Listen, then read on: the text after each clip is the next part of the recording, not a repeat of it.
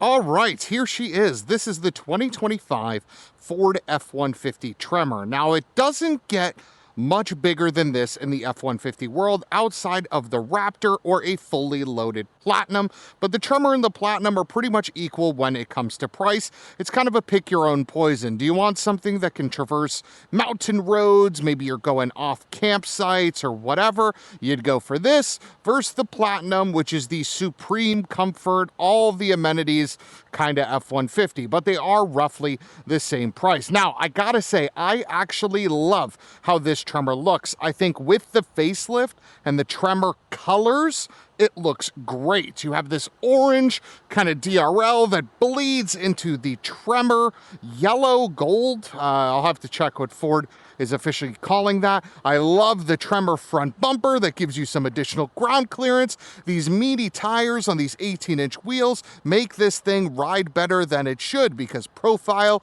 is your best friend over bumps and undulations. It's a modern 1500 series pickup truck, so it's absolutely massive. We'll get into how massive it is in just a second. You have your Tremor logo right there. You have your unique taillights right here, and you have this bed, this tailgate that has multi-purpose. Let's get into all the different purposes right now. The first of which is its power, and you can control it right from the key. 2 taps on the key, it drops right down, and it actually does so pretty quick, but you're thinking, hey, down to the easy part, can it go up too?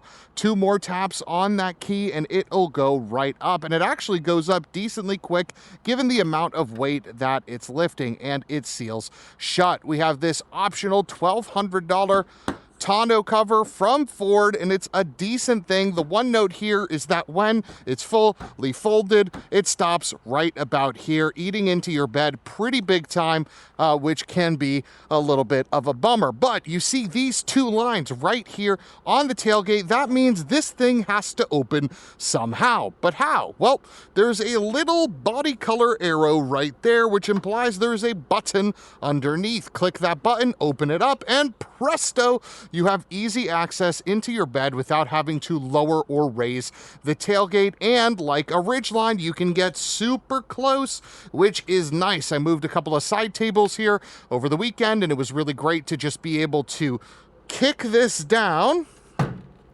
get in, and walk out. The interesting thing to note is that with this optional side step here, if you lower the tailgate, it's useless. Cars like the Toyota Tundra, it's on the side. The Silverado, it's on the side so that you can get in this way. But in this truck, it only works if you are using this mid-gate portion, which is interesting, I guess. I don't know, but it's not bad. But I do like that it is a manual thing. This isn't power. You can just kick it and it goes right back up, and that door closes super easy. Overall, it's easy to see why this is one of America's best-selling vehicles. It's a good-looking truck, but let's get to the inside. In the rear, we have a Britax Poplar S. We'll scroll around to the other side so you guys can see it in just a second.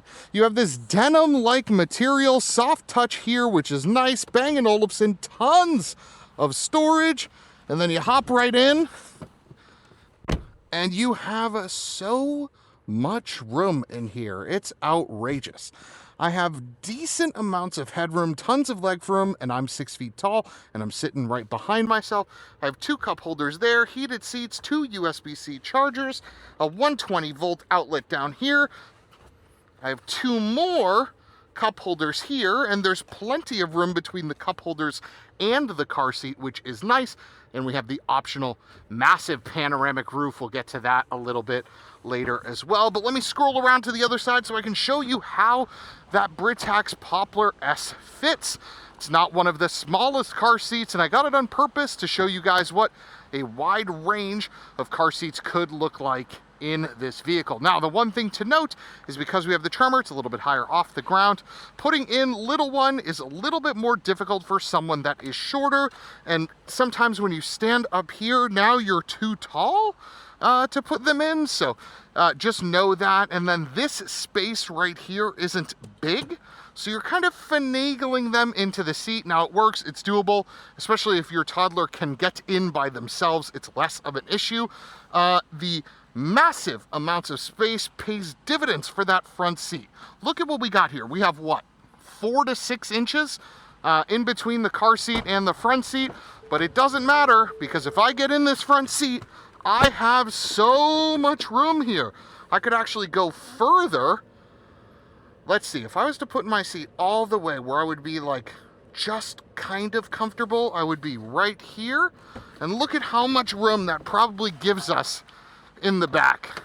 Yeah, that's crazy. You could sneak a child through there and still have a 6-footer sit in the front. That is why these things sell so many models. But enough of all that, let's get on the road because it's important to understand if you're going to be spending $82,000 on one of these things, how does it do? Right before we set off though, I do want to touch on this screen a little bit briefly. So we have Apple CarPlay, we have Android Auto, it works really well. This is bright, this is snappy, this is colorful. Hit a button right there. You have access to your cameras. There's a camera in the front, a camera in the rear, and a 360 camera, all bright, all work well. Cooled seats, heated steering wheel, dual zone climate control. You can drive mode change right here as well. There is normal, there is slippery, there is off-road, and then there's rock crawl. We also have a tow, we have an eco, and we have a sport. There is 2 high, 4 auto, and 4 low. Interestingly enough, putting it into sport has given me 4 auto selected, which is a little bit interesting. I wonder if we can do 2 high in sport. Will it let us do 2 high in sport? No, every time. Yes, it will. Okay. We have an integrated trailer brake here. We have Pro Trailer, which will back the damn thing up for you. And if you push this button right here, which you can only do so in park, the gear lever drops, and then you can put this here to give yourself a flat surface. You can put a computer on, you can have your lunch on. I don't know what other uses you would have for this. This is probably for people that actually use their trucks to work. And LARPers that own 150s that don't use their trucks to work can say that they have something that they can use if they did, which is nice. The wireless charger is right there. We have another USB-A and C, a 12-volt, and another 120-volt plug up here. On the steering wheel, we have all of our cruise control functions. We had a 90-day Blue Cruise trial, which has expired in this vehicle, so we won't be able to use Blue Cruise in this F-150. And then we have all of our other switches here that control this screen, as well as the phone, which is nice. Your headlights are over here. Your auto stop start is over here as well. And you can adjust the pedals front and rear for the Short Kings, and we have 3 levels of memory seats. Now, as we get underway, the first thing that I'm actually going to touch on is this heads-up display, because by golly, Ford has absolutely nailed the heads-up display in their trucks. They have so much real estate in front of them because these things are huge and they know how to use it. In front of me, I have, and when I say I have, everything that I'm about to tell you is abundantly crisp and clear. There are levels to heads-up displays, and Ford's, I'd put them up against most. They're honestly one of the crispiest heads-up displays available. I have temperature in the bottom left. I have my speed limit right in the middle. I have my speed limit sign, I have my speed and my speed limit sign, and I have my time. When my gas gauge goes low, it also shows me my range up there as well. And you can add more content. You can take some of that off. You can do all of those different things. It's a really, really good system.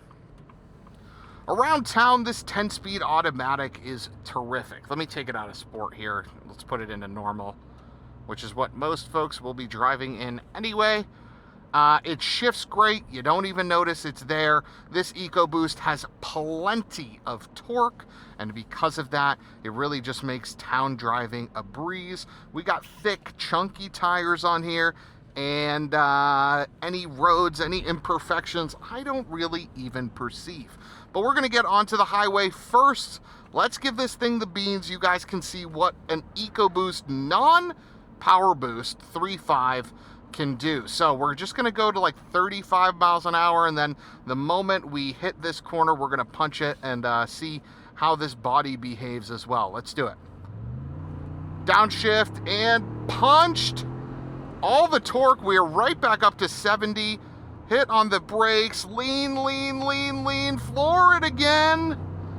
Kicks down, only one gear, and just like that, we are at 70 miles an hour, which is perfect. At 70 miles an hour, this thing will shift down, and we are under 2,000 RPMs, making this thing a breeze to cruise. Wow, look at that overland spec Ridgeline. It's got a tent, it's got an awning. That thing is the beans. I love the Ridgeline. But anyway, 70 miles an hour, we are under 2,000 RPM. I'm gonna be silent, take a listen. We do have dual pane glass in the front, so that should help mitigate some of the road noise, but remember, we do have some chunky, we do have some meaty off-road tires. Take a listen.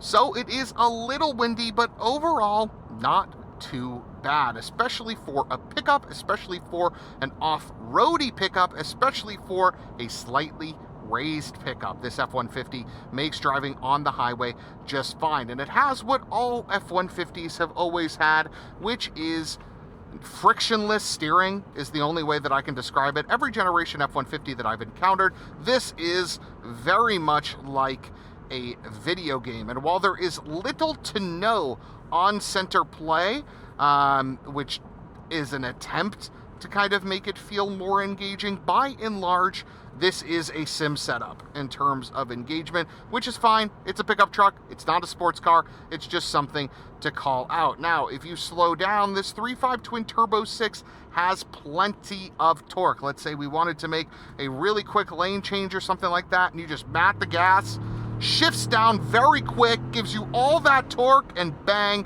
you are right back up to the speed you are looking for. You truly do not need much more power than this in a pickup truck. It's got everything you are looking for right from the factory. Now, the last thing that I want to touch on this highway portion before we get to around town is this audio system.